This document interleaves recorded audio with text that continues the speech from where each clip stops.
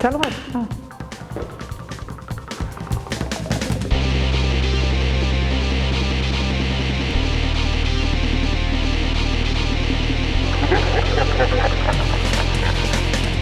Zein euskaltzain osorekin joanen zinateke gustura arratsalde batez kaina batzuk edatera.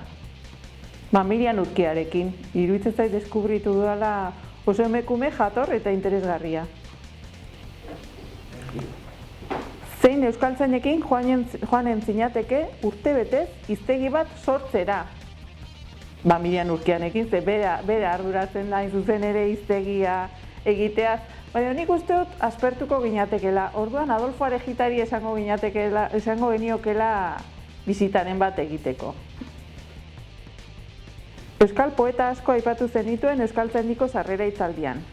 Bakar bat eskatzen badizugu, Jose Luis Otamendi eta lur bat zure minari. Hori da mugarri bat euskal literaturan. Poeta gutxi eta poema liburu asko dagoela esan ohi duzu. Zergatik? Badagoelako lehendabiziko poema liburuaren maldizioa.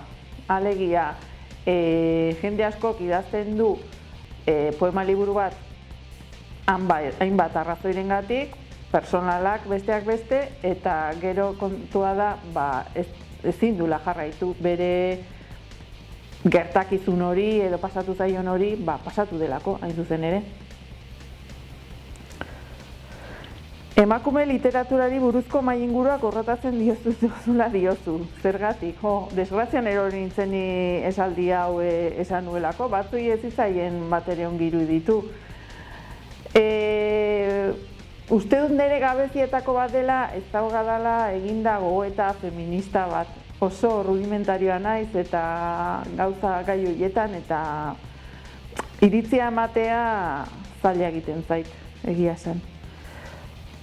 Zure beste aipu bat, ez ezazu idatzi aurretik irakurri ez duzun poema. Nik uste dut funtsezkoa dela ongi idazteko irakurtzea. Ez pauzu irakurtzen, badago idazleren bat ezagutzen dudana gutxi irakurtzen duena, baina bere liburuak ez nituzke aholkatuko.